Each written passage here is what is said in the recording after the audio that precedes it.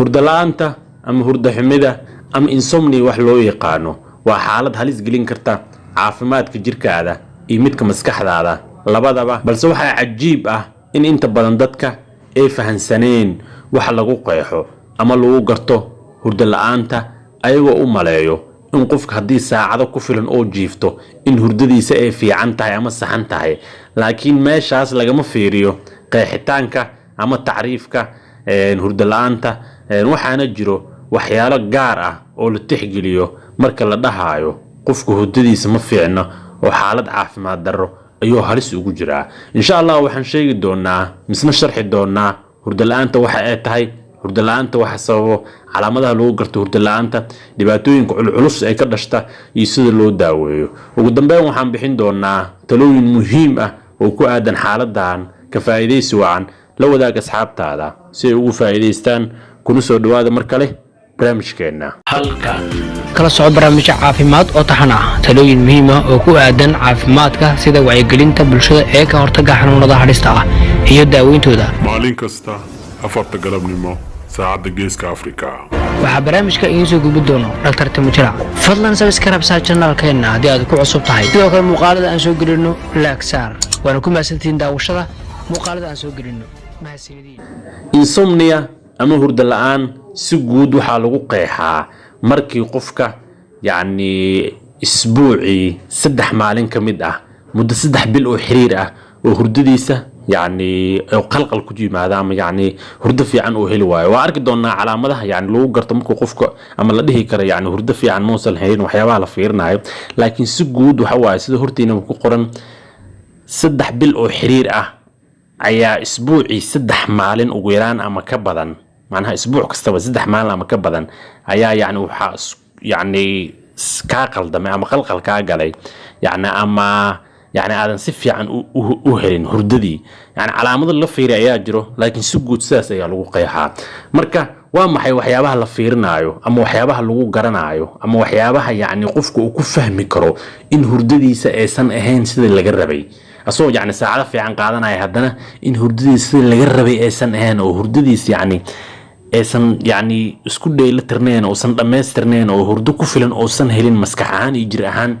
sidee lagu fahmaa? kow waxa waaye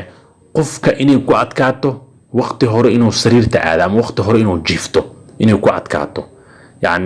waqti hore ama waqti dambe waxay doonto ha noqoto, laakiin qofka inuu sariirta tago oo jiifto inay ku adkaato oo uu rabo qofka inuu soo jeedo. laba waxa waaye qofka in habeenkii markuu jiifto oo dhowr mar soo toosayo oo dhowr mar hurdada ka soo kacaya ama taleefanka fiirinaya saacadda oo u maleynaya waagi inuu soo dhawaado ama dhowr mar habeenkii hurdada dhexdeeda oo ka soo kacayo oo waqti badan 2 saac ama 3 saac xiriir markuu hurdo inuu soo toosayo haddana kadib uu ku laabanayo soo toosayo. waa qodobka labaad oo lagu garan karo qofka hurdadiisa inaysan saxnayn. 3 waxa waaye in qofka habeenkii sideedaba macnaha uu caadi u soo jeedo oo ilaa waqti dambe ama ilaa waaga uu ka soo dhawaado ama habeenkii oo idilba inuu qofka iska soo jeedo oo wax hurdaa aysan qabanin. waa qodobka 3. 4 waxa waaye qofka inuu soo kaco waqti hore oo tusaale oo kale cishaha salaada cisho markaa dukatay ayaa jiifatay inta 6 saac habeenimo ama 12 habeenimo la gaaro ama intaaba 3 ama 2 ama 8 saac habeenimo qofba soo u yaqaan la gaarinba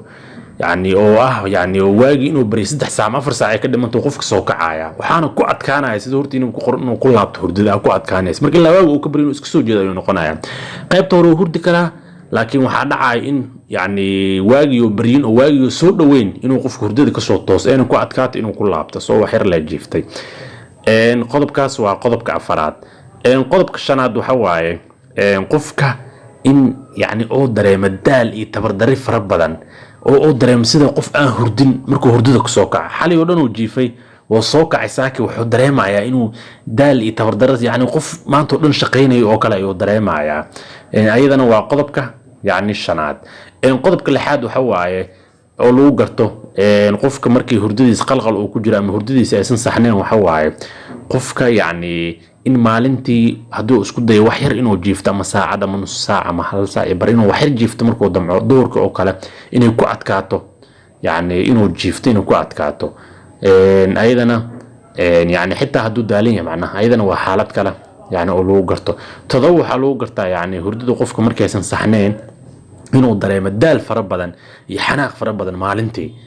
يعني تبردري زايد ودريما يعني دال فربنا ودريما سيدا حلان قف شقيني او كلا حلان وردي سيدو كلا حناق يعني قف كدبي عدي سيا اسبدليسو وقضب كتضباد اللي هو قرطو سيديد وحلو قرطا قفك يعني اني كو عدكاتو انو يعني كونسنتريشن كيسو او هاي نقطة صالحا وحاول جيدا قفك زايد ايو يعني دال ودريما يا سببت اساسا يا كان مر كونسنتريشن كو حلق ودا tusaale oo kale xiisad ayuu qaadanaya ama waxayuu baranaya cashirkaas uu dhageysanaya focuska ama diiradda ma saari karo si fiican uma dhuuxi karo oo si fiican uma dhageysan karo oo yani uu dhibsanaya oo daal ayuu dareemaya oo kuma socdo macalinku wuxuu sharxayo oo kale marka sideedaas qodob ayaa ah yani sideed qodob ama sideed calaamad dadku markay u kala duwan yihiin marka sideedan ama mid kamid ah ama qaar kamid ah ayaa isku arki kartaa marka macnaheedu ma ahan 8 saac oo xiriir ah xal jiifay ama 7 saac xiriir ah xal jiifay hurdo fiican waa helaa wilna waa daalanahay dabeecadeeda ma fiicno concentration-kayga ma fiicno yani aniga dhan wax baas iga ah maalintii taas macnaheedu ma ahan macnaha 8 saac hurdo ama 7 saac hurdo ina hurdada ay saxan tahay maan hurdada ayaa qaldan cilada meesha ay ka timaada inta badan bulshada waa lagu arkaa xal wuxuu ku dhahay hurdo fiican ma helin hadaa la goorma jiifatay waxa laga inuu ku dhahay xal salaada cisho marka dukadii waa jiiftay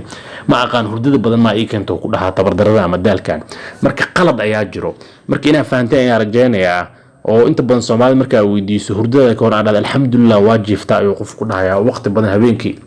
6 ساعات 7 ساعات 8 ساعات xiriir ayaan jiifaa oo waqti badan ayaan igu filan waa jiiftaa ayuu ku dhahayaa marka dhankaas ka fiirin sideedan qodob aan sheegay mid kamid ah hadii aad isku aragto hurdadaada way qaldan tahay ina fahanteen ayaa rajaynayaa marka waxa laga yaabaa inaad isweydiiso qofka qaangaarka ah imisa saac uu u baahan yahay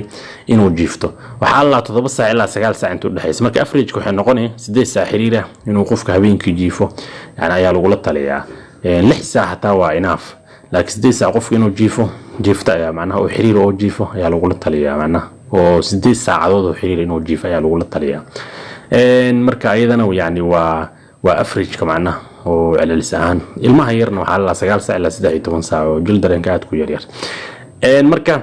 maxaa sabab marka hurdo la'aanta su'aasha muhiimka waa tanaa kow waxa waa stresska mar walba waa sheegay xanuun kasta ama cudur kasta aan sheegay stresska number 1 uu ka yahay qodob koowaad uu ka yahay daacashada hore dib u raacdeen stresska wax walba aan sheegayo qalqal gala oo jirka caafimaad ama maskaxaan ama jir ahaan labadaba ama cudur stress oo soo gala marka stresska fadlan iska ilaali wax kasto stress ku keeni kara ka fogow insha Allah sidoo kale yani stresska marka waxa la soo raaciyaa sidoo kale anxiety ama walwalka iyo cabsinta iyo baqdinka iyo wax la midka haduu qofka cabsi ama baqdinaha imtixaan oo kala bir leedahay cabsi badan walwal badan oo imtixaanka ah si fiican u akhrin hurdalaanta soo kugu imaanay sidoo kale depression ama niyad oo kala macnaha qofka doo qabo oo xanuunkaas ku dhaco kala asigana waa lagu arkaa sidoo kale hadii area qofka uu ku nool yahay ay tahay يعني ميل آد وبوق بدن ودت كنول أما ميل يعني لامي أو كلا وودوده بهوري وحياة مريان أما ميل معناها يعني آد معناها سواحا كده ويا اريا كويد أنا هنا معناها كويد وحول كده اريا جوي الدقيقة هين أيضا هردده ويكا قسم يسا سيدو كلا قلق قفكو الدقيقة نفتر كده هدوية هاي سيدو هرتين وكو قرق قلق قبو زايدة hurdadu way ka qasmay ama kuleel zaayida hurdadu way ka qasmay macna qofku hurdo fiican oo kuladaay ma helayo sidoo kale hadii sariirta ku jiifanay naftirkeeda yani joodari ku jiifanay ama go' ku saar ama barkinta isticmaale yani hadaa ku dareemeen comfort ama hadaa ku dareemeen yani raaxo oo aan ula jeedo yani tusaale oo kale waxa laga yaabaa qofku inuu joodari haysan oo sal iskaga jiifto duruuf hayso hurdadiisu way xunta ama waxa laga yaabaa yani duruufo kale inay jiraan oo joodari oo ku jiifto hadda ka hor waxaa xasuustaa yani qof isoo waayo ugu dhahay joodrigaygu wixii dhan waa okay laakiin dhilqo bah la dhahaa Soomaalida way garanaysaa ayaa guriga ku jira marka habeenkii oo dhan waxaas ayaa cunaya qofku waa hurdo fiican ma leedahay marka hay'adana waa xaalad kale oo يعني منطقة هردة قلدي كرتا مرك إيري أجيفني ويني نظيف أهاتو مال في عني أهاتو جودر في عنو أهاتو جو وفي عين بركنت في عنتا وحكي قيب قاعدين هردة إني يكون صحمته سوق الوحياة كان يكره حكم الدو قفك قمرة إيو وحلا مدة وعبا أم السيجار إيو أما كفي أو كلا وعبا هبينكي أو كلا يعني أيضا لحسع حرير كهرة على الربع وحي سيجار أما كفي أما قمري وحلا مدة يعني inkastoo dadkani u badneen hadana waxaas inuu qofka iska ilaaliyo sidoo kale يعني qofka jaad iyo wax la mid ah cunaya asigana hurdadiisa aad ay u qasmataa oo ilaa heer inuu yani isku dhaxyaayo qofka gaara hurdo la'aan darteed qofka yani waxyaabaha ka dhashtay ay kamid tahay qofka inuu waashta yani ay u badan tahay muddo dheer hadii hurdadiisa yani ay qaldanaato oo soo jeedo sababtoo ah waxa waaye balansiga dhinaa lumaayo isku dheelitirnaanta maskaxda qaab ku shaqeynaysa dhinaa lumaayo marka hurdada habeenkii waxay ka muhiimsan midda maalin dadka qaar waxay sameeyaan qurbaha ku nool way ku soo wacayaan shifti habeenkii shaqeeyaa oo qofku dhahayaa waa qodob muhiim ah shifti waaga waa qodob muhiim ah oo sabab shifti waaga shaqeeyaa oo ku dhaha habeenkii يعني maalinta ayaa jiifta marka muddo dheer kadib saas markuu ku wado kadib markuu damcin uu habeenkii hurdada ku soo laabtay jadwalkii dhinaca khaldamay caafimaad ahaan qofka maalintii yani ayaa yani habeenkii ayaa fiican inuu hurdo marka sababaha waxaan ku darayaa hal qodob oo muhiim ah waxa ogaataa gaar ahaan dadka yar 25 sano koriimada maskaxda iyo jirka ay sameeyaan waxay sameeyaan oo kaliya habeenkii sababtoo hormoonka la growth hormoonka waxa la soo deeyaa oo kaliya xilliga habeenkii marka aad jiifato growth hormoonka ama hormoonka koriimada loo yaqaan dheecaan koriimada ka qayb qaata lama soo daayo maalintii saas darteed qofku waxa fiican in habeenkii hurdo fiican oo hurdo si growth hormoonkaas loogu soo daayo si koriimo uu sameeyo marka qofka hadduu asoo 25 sano ka yar habeenkii dhafro oo soo jeedo jirkiisa iyo maskaxdiisa waxa dhan koriimo ma sameeynaya marka qofku waxa laga yaabaa يعني dhirkiisa iyo wixiisa dhan iyo lafihiisa iyo jirkiisa dhanba inay ka yaryaraadaan laga yaabo ma waa sida saxda ka yaryaraadaan sida normalka ah markii ay fahanteen ayaa rajaynayaa marka see loo daaweeyaa daawadu waxay ku xiran tahay wixii sababay laakiin talooyinka ayaa qofka la siiyaa tusaale oo kale waxa la lahaa markuu qof guriga imaado hal saac oo kale inuu nasto waayo oo nasiino ogolo qubaysto kadib markuu nasto oo yani daal ka nasto kadib inuu jiifto ayaa lagu la taliyaa oo yani sariirta oo tago habeen kastana waqti isku mid ah inuu jiifto subaxina waqti isku mid inuu ka soo kaco jadwalka hurdada ee u saxmato tusaale habeenkii cishaha marka dukataba hore ka jiifto tusaalaha ama 10 ka jiif ama 4 saac qof soo yaqaan subax waxa soo kacda 4 oo kale quraan iyo wax iska aqriso adkaarti iyo waxa cibaado kadib salaad subax iska duko saas sameey soo kale qofku waxa lagu la taliyaa area meesha uu jiifanayo sida horta inuu ka muuqato in noqoto meel mugdi ah qolka iftiin ilaa fara badan hadoo soo galay hurdada ayuu ka qaldaaya sidoo kale quiet inay ahaato macnaha meel degan jawigeeda degan iyo buuq iyo dad qeylqeylnaa iyo baawur iyo waxyaabo qeylqeylnaa aysan lahayn oo meel jawigeeda degan yahay oo yahay sidoo kale qofku waxa lagu taliyaa sida horta inuu ku qor exercise ama jimicsi inuu sameeyo si joogto ah maalintii habeenkii maalintii sidoo kale waxa lagu taliyaa doodar oo ku jiifanaya ama barkinta ama bed coverska ama isha sariirta macnaha go'a la saaro asigan yani inuu ahaado waxa uu qofku ku dareemayo comfort oo raaxo ku dareemayo oo san ku dareemayeen dib iyo wax waxa laga yaabaa go' yani in canaaya ama cuncun wax oo leeyahay marka habeenkaas ina hurdin ayaa laga yaabaa markuu go' wasaq yahay oo kale oo yani aan iska nadiifinin oo laga yaabo in bahalay wax inay kugu socdaan oo malayso soo kale qofku waxa lagu taliyaa wax sigaar ama alcohol ama qamra ama shaah يعني او كافيه wax lagu dar inuu san cabin 6 saac inay u dhaxaysaa la rabaa markuu cabayo tusaale 6 inta hurdin ka hor 6 saac ka horeyso waa inaan cabin wax shaah sigaar ah alcohol ama qamra wax la mid ah ama kafee waxa soo dhan iska ilaaliso oo yani 6 saac xiriir waa inay u dhaxaysaa marka jiifanaysa markuu xas cabayso ana tusaale oo kale 6 saac ka hor waa inay kugu dambeysay shaahaas ama kafeegaas ina fahanteen ayaa rajaynaya sidoo kale qofku waxa la cunto culus habeenka ha cunna la cunto culus waxaan ka wadaa bariis badan ama pasta badan saxan oo kale ama wax aad u badan ha cunin hurdada ay ka qaldaysaa sidoo kale waxa la xilliga ajiifana waqti u dhow jimicsi exercise sameeyeen sababtoo maskaxda aweeg ay noqonaysa mid aad u soo jeedo yani active ah marka ina hurdo yani hurdo ku soo celiso way adkaanaysaa marka jimicsi sameeyeen xilliga habeenkii sidoo kale waxa la hadaawanin macnaha sida horta inuu ku qoran television ama aaladahan la isticmaalo sida smartphones ka telefoonada oo kale xilliga asirta soo socota macnaha ma jiifar rabto ama habeenkii sababtoo waxa la waxay keentaa yani waxa la yani bright light kaas wuxuu sababaa in qofka aad u soo jeedo oo sabab ay u noqdaa sida cilmi baaris lagu sameeyay sidaas ayaa lagu sheegay sidoo kale waxa la qof markii hurdada ka qaldanta waxa lagu taliyaa maalinta inuusan jiifanin oo wax hurdaa uusan sameeynin